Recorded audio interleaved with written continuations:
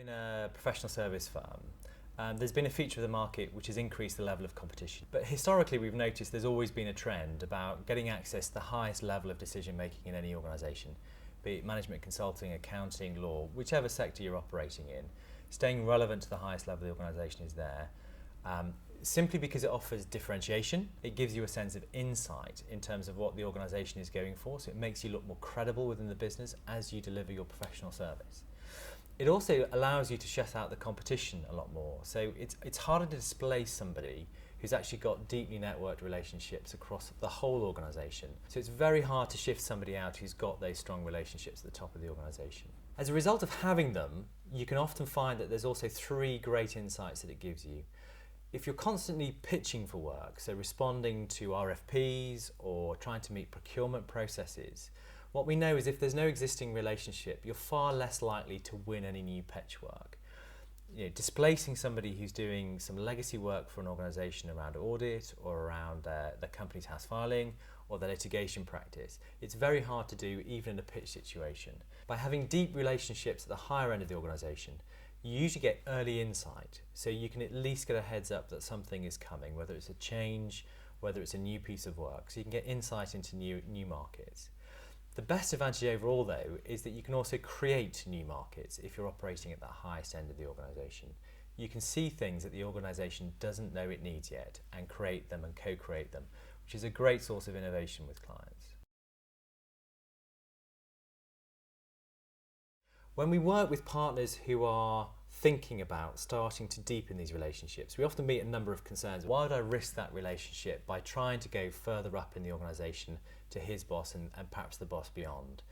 And there has to be a real sense of why you'll do that and why you'll risk that relationship or actually extend and strengthen that relationship as you go through it. The other concerns we often meet are around things like why would they want to meet me? Why would a chief executive find me interesting when I'm just the head of audit?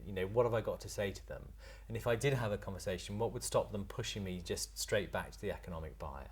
So how do I not just make myself look relevant, but stay relevant to somebody in that organisation? The other thing is also, one of the key areas we notice is imposter syndrome. Most professionals suffer from it.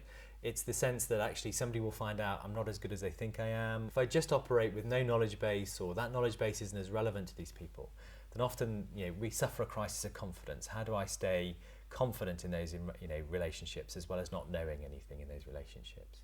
So there's some really common challenges that we find people have as they meet this process.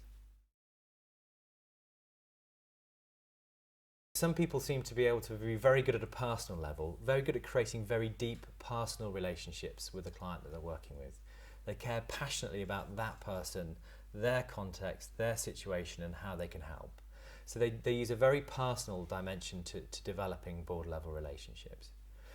Other people take network strength. So who can I introduce that person to who they may not otherwise meet normally?